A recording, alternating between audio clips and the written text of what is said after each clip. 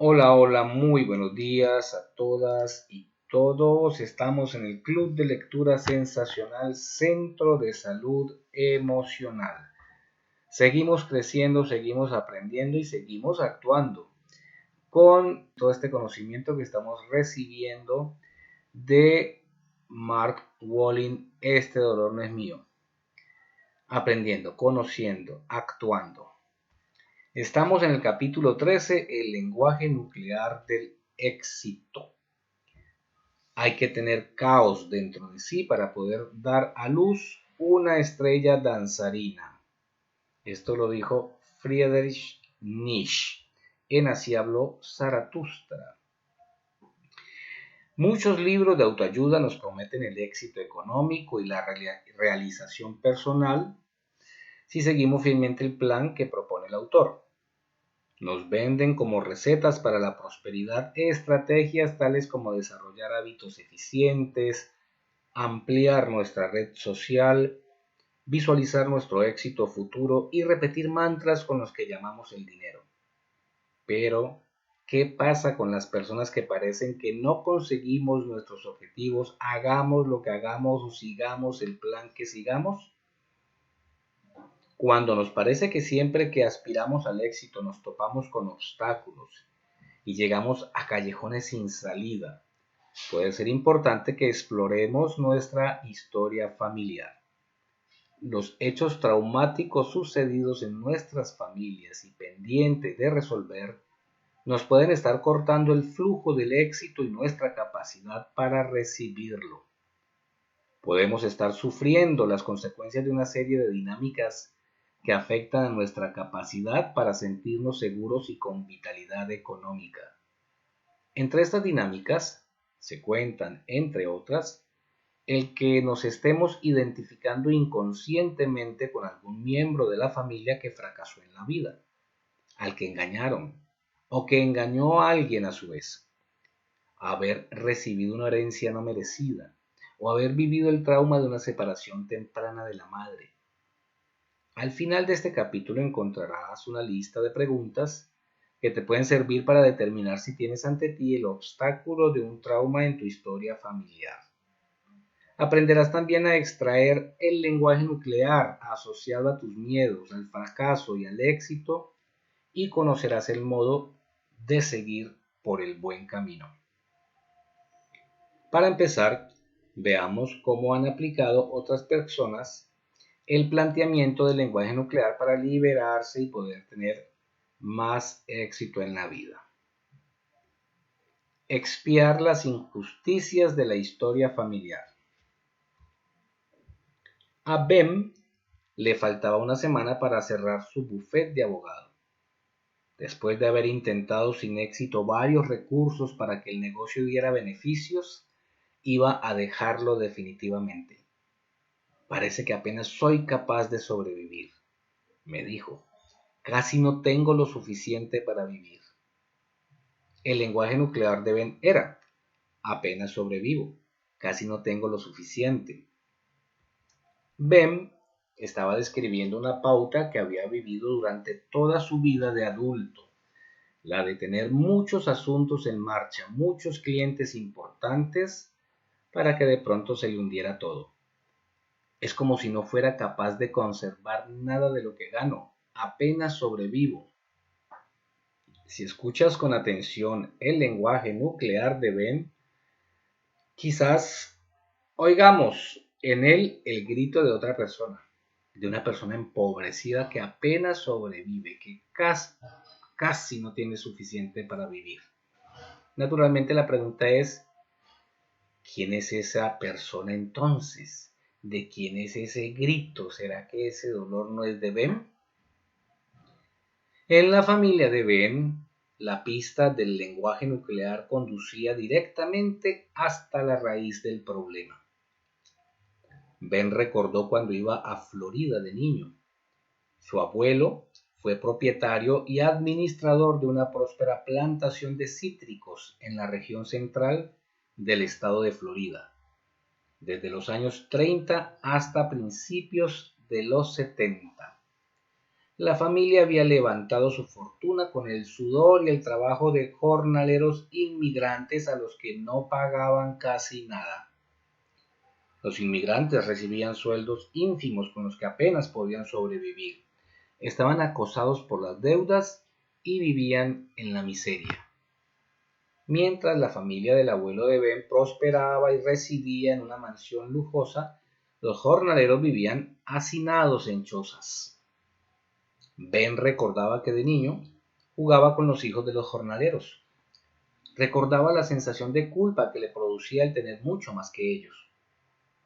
Años más tarde, el padre de Ben había heredado las posesiones del abuelo, pero con el tiempo lo había perdido todo por una serie de inversiones y de negocios desafortunados. Al final, Ben no había heredado nada, y las adversidades habían proseguido para él. Desde que se había graduado como abogado, había ido endeudándose cada vez más, incapaz de pagar sus facturas y los préstamos que debía al banco. Ben solo empezó a entender las cosas cuando estableció la relación entre su situación actual y la historia de su familia. Vio que su familia había prosperado mientras los jornaleros inmigrantes apenas sobrevivían. La situación de desventaja de estos estaba asociada estrechamente a las ventajas que disfrutaba la familia de Ben. Este se había alineado inconscientemente con los trabajadores y había estado reproduciendo su miseria. Era como si Ben, viviendo en la pobreza, pudiera expiar de alguna manera la deuda de su padre, una deuda que ni siquiera era suya. Había llegado el momento de romper con aquella pauta. En nuestra sesión de trabajo juntos, Ben cerró los ojos y visualizó a los niños con los que jugaba y a las familias de estos como si los tuviera delante. En su imagen interior los veía abatidos y pobres. Visualizó a su abuelo que había fallecido cuando Ben tenía 12 años. El abuelo estaba con los jornaleros y sus familias y les pedía perdón por no haberles pagado lo que merecían. Ben se imaginó que decía a su abuelo que él no podía seguir expiando el trato injusto que el abuelo había dado a sus trabajadores, pasando dificultades en su bufete de abogado, y que le dejaría a él, al abuelo, la responsabilidad de las penalidades de los inmigrantes. Visualizó que su abuelo asumía la responsabilidad y reparaba el daño. Se imaginó que su abuelo le decía: esto no tiene nada que ver contigo, Ben. Es una deuda que tengo que pagar yo, no tú. Ben visualizó a los niños con los que jugaba, que le sonreían, y sintió que no le tenían rencor. Más tarde Ben intentó ponerse en contacto con una de las familias de inmigrantes, pero no encontró rastro de su paradero. Optó por entregar un donativo a una organización benéfica que velaba por las necesidades sanitarias de las familias inmigrantes como gesto de buena voluntad de su familia a las de ellos. Ben no cerró su bufete de abogado. Llevó desinteresadamente el caso de un trabajador que había recibido un trato injusto por parte de una gran empresa. Al cabo de varias semanas le salieron varios clientes nuevos y rentables. A los 6 meses, su bufete funcionaba a pleno rendimiento. Cuando repasamos la historia de nuestra familia buscando en ella el origen de un problema económico, tenemos que preguntarnos si estamos intentando inconscientemente compensar los actos anteriores de alguna otra persona. Somos muchos los que perpetuamos sin saberlo los sufrimientos y las desventuras del pasado. Parecía que era lo que hacía Ben, y también fue así en el caso de Loretta. Lo que Loretta deseaba por encima de todo era tener una empresa propia. Según contaba ella, llevaba 30 años llenando los bolsillos de los propietarios de las empresas en las que trabajaba, con su sudor y su duro trabajo. Pero cada vez que le surgía la oportunidad de poner en marcha una empresa propia o de llevar a la práctica alguna de sus ideas de negocio, se echaba atrás. Hay algo que me impide avanzar. Es como si hubiera algo al acecho por debajo de la superficie, algo que me frena, impidiéndome dar el paso siguiente, contaba ella. Es como si no me mereciera tener lo que tengo. El lenguaje nuclear de Loretta: no me merezco tener lo que tengo. Si nos adentramos en el pasado de Loretta, dejándonos guiar por su lenguaje nuclear, se nos ocurren tres preguntas puentes. ¿Quién no se merecía lo que tenía? ¿A quién se le frenó? ¿Quién no pudo avanzar? La respuesta tampoco estaba lejos en este caso. La abuela de Loretta en su testamento había legado la rentable granja familiar al padre de Loretta, sin dejar nada a los 4 hermanos y hermanas del padre de Loretta. Este prosperó mientras sus hermanos y hermanas pasaban penalidades. Desde entonces sus relaciones habían sido distantes. El padre de Loretta había obtenido una ventaja injusta respecto de sus hermanos. Cuando Loretta, hija única de su padre y de su madre, llegó a la edad adulta, pasó dificultades económicas como las habían pasado sus tíos y sus tías, con lo que hizo cambiar la situación familiar de ventaja a desventaja. Loretta se frenaba a sí misma inconscientemente ante el éxito, como si pretendiera compensar las ventajas injustas que había recibido su padre de la abuela. Cuando entendió por fin que había estado procurando inconscientemente compensar una injusticia con otra, fue capaz de asumir los riesgos necesarios para hacerse empresaria. El lenguaje nuclear de Loretta la había guiado hasta la granja familiar, hasta las ventajas injustas de su historia familiar. Ben había seguido un camino similar a este, pero no todos los que quieren prosperar son capaces de descubrir un hecho familiar tan claro y marcado. En el caso de John Paul, el hecho familiar que le estaba obstaculizando resultaba menos visible. John Paul. Esta es la siguiente historia. Pero quisiera hacer aquí un paréntesis porque me parece muy importante lo que leímos en el caso de Ben. Es decir, la forma en que se abordó, en que Ben abordó esta experiencia, esta situación para poder sanarla. Ben utilizó la visualización, también de eso hemos hablado y es muy importante, porque en muchos casos nosotros no tenemos en vida, no tenemos presente a las personas con las que queremos sanar algo.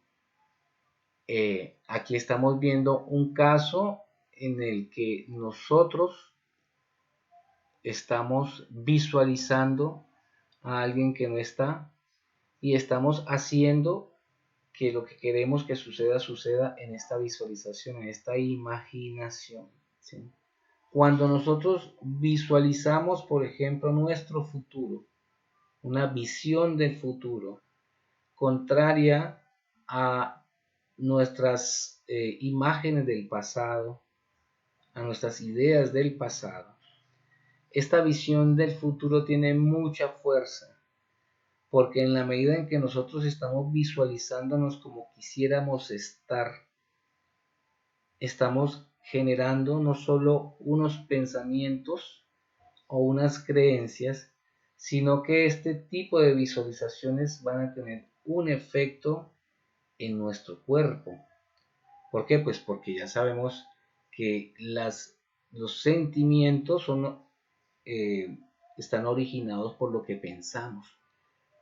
Entonces, si yo pienso o recuerdo situaciones de mucha tristeza, pues no es extraño que ese sentimiento surja. Inicialmente tuve la imagen, el recuerdo, surgió el sentimiento. Cuando surge el sentimiento, entonces nuestro cuerpo, que tiene su memoria, tiene guardado, sabe cómo es, cómo se experimenta, cómo se siente, en dónde se siente la tristeza. El cuerpo empieza a hacer lo necesario para que esta experiencia no que sea solo a nivel mental, sino física, porque es un todo, el cuerpo y la mente es un todo, no están separados. ¿ok? Entonces las emociones, los sentimientos y los pensamientos están ligados, están unidos. Por eso en nuestro inconsciente se encarga de que estas experiencias sean a todo dar, que estas experiencias sean a un nivel físico, biológico, mental. Entonces cuando nosotros estamos visualizándonos, cuando nos estamos viendo bien, cuando nos estamos viendo en abundancia, cuando nos estamos viendo felices, cuando nos estamos viendo tolerantes, cuando nos visualizamos compasivos, cuando estamos visualizando algo positivo, lindo de nosotros, entonces también el inconsciente está recibiendo esa sensación, esa idea, ese pensamiento, esa creencia. Y entonces nuestro cuerpo también tiene información acerca de momentos felices. No es que todo sea amargura, dolor, desengaño, frustración. Nuestro cuerpo también tiene información de felicidad. Estos días que hemos estado haciendo yoga de la risa, ha sido muy interesante con las personas que han asistido al parque, porque nos damos cuenta que cuando reímos llega un momento en que ya simplemente estamos felices, porque es que no es que uno ría porque es feliz, uno es feliz porque ríe, ¿cierto? Entonces cuando gesticulamos la risa empezamos a secretar, nuestra hipófisis empieza a secretar todos unos neurotransmisores que se irrigan por el cuerpo y todo el cuerpo es feliz, así de sencillo, todo el cuerpo es feliz. Entonces, las sensaciones y los pensamientos no están desligados, están unidos. Por lo tanto, cuando yo utilizo la visualización, empiezo a sanar. Cuando yo me imagino, es como cuando íbamos a pedir trabajo y nos daba miedo hablar. Si yo primero hago una visualización y me imagino hablando seguro, tranquilo, ¿cierto? Es mucho más probable que esa visita sea exitosa, porque ya en mi mente hay una programación de éxito hacia ese tipo de situaciones. Entonces, cuando yo me imagino, como hizo Ben, cuando yo visualizo a mi papá que me está diciendo, sí, yo fracasé en los negocios, a mí no me fue bien con los negocios, no fui un hombre exitoso en los negocios, pero a ti no es necesario que te pase lo mismo y no tienes que vivir con esa amargura, esa tristeza y esa frustración que yo tengo. Esa es mi historia. Por eso es que siempre que nosotros enfrentamos estas almas que han traído estas experiencias a nuestra vida, nosotros con las manos juntas les decimos, ahora veo tu historia, ahora te veo, ahora me doy cuenta por lo que pasaste y eso no me corresponde a mí, tomo de tu historia lo que resuena con la mía y lo demás te lo dejo a ti. Esa es la forma sana de hacer este reencuentro con esta alma. Y obvio, son nuestros padres, nuestros abuelos, nosotros, ellos van a estar felices de que nosotros seamos felices y eso les alivia a ellos. Sí, porque si un padre se da cuenta que su hijo es infeliz por su culpa, por él, pues nunca va a ser feliz. Nunca va a ser feliz. Por el contrario, cuando un padre ve que su hijo está progresando, que está haciendo progresos en cosas en las que él no fue tan bueno, no le fue tan bien, pues wow, lo admira, lo ama, lo quiere, ¿cómo te ayudo? Qué bueno, qué lindo. Entonces, estas visualizaciones son supremamente importantes en el proceso de sanación. ¿Ok? Quería hacerles ese paréntesis. Ahora estamos con el caso de John Paul.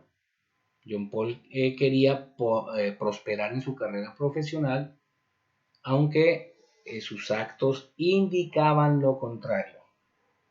Pero cuando siguió el mapa de su lenguaje nuclear encontró un camino lleno de pistas y de entendimiento.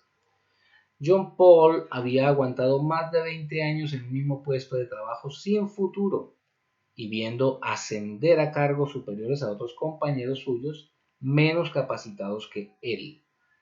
Era un hombre callado y prefería no llamar la atención en las conversaciones de la oficina y en los actos sociales de la empresa. Vivía pasando desapercibido y sin hacerse notar por la alta dirección. Como no le encomendaban nunca tareas especiales, no corría el peligro de fracasar. Lo abrumaba pensar en aspirar a un cargo directivo que vendría acompañado del estrés de estar sometido a la observación y a las críticas de otros. Eso le parecía a John Paul demasiado peligroso. Podrían rechazarme o podrían dar un paso en falso y perderlo todo, decía. El lenguaje nuclear de John Paul era, podrían rechazarme, podría dar un paso en falso y perderlo todo.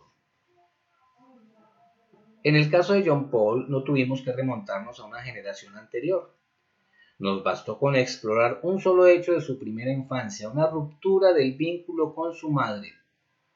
Muchos de nosotros hemos sufrido una interrupción del proceso de vinculación con nuestras madres y a semejanza de John Paul, no hemos sido capaces de establecer la relación de esta ruptura con sus efectos sobre nosotros en nuestra vida adulta. John Paul había dejado de confiar en el amor y en el apoyo de su madre en una etapa temprana de su infancia. A consecuencia de ello, había vivido gran parte de su vida lleno de cautela con sus relaciones con los demás. Al no sentirse apoyado por su madre, John Paul tenía inseguridad y dudas siempre que se acercaba a las cosas que deseaba más. Si hago o digo una cosa equivocada, me rechazarán o me despedirán, se temía John Paul. No sabía relacionar su miedo al rechazo con la separación de su madre que había sufrido. Cuando tenía 3 años lo habían mandado con su abuela durante un verano mientras sus padres se iban de vacaciones. Los abuelos de John Paul vivían en una granja y aunque le habían dado todo lo que necesitaba físicamente, solían dejarlo solo en un corralito al aire libre, mientras los adultos se ocupaban de sus tareas.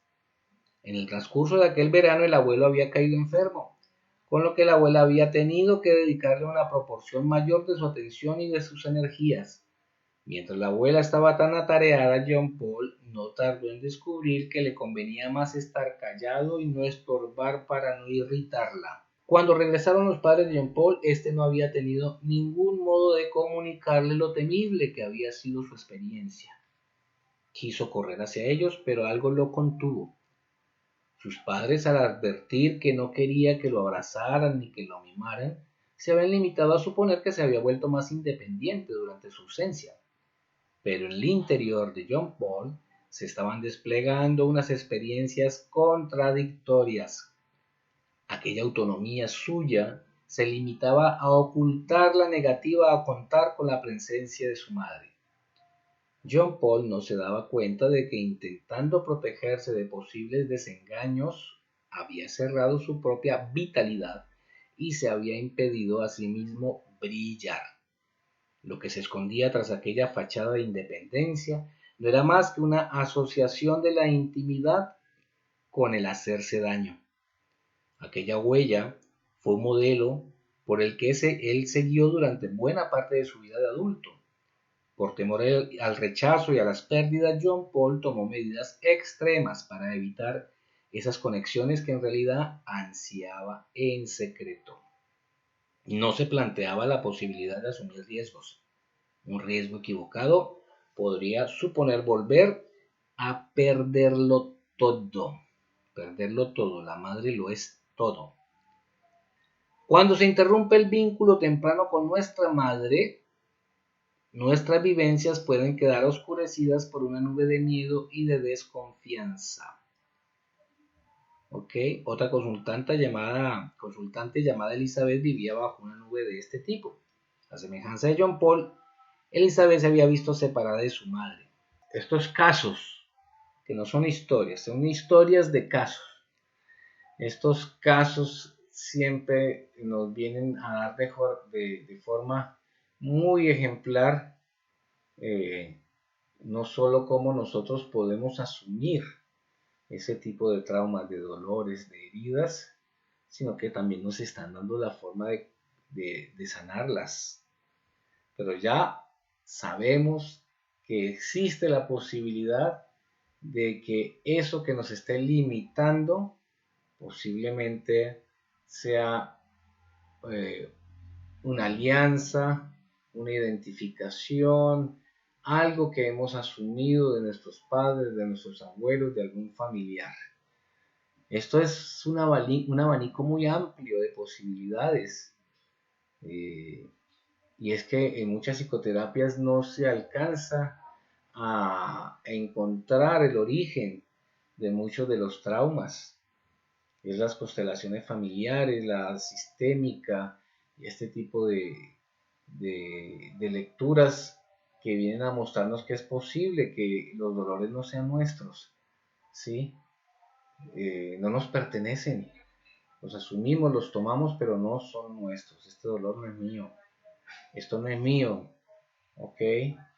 Bueno, entonces, queridos y queridas, muchas gracias. Nos veremos en la próxima sesión de Margolin con su libro Esto no es mío y estamos en Sensacional Club de Lectura Sensacional. Un abrazo fuerte para todos y para todas. Hasta la próxima. Chao, chao.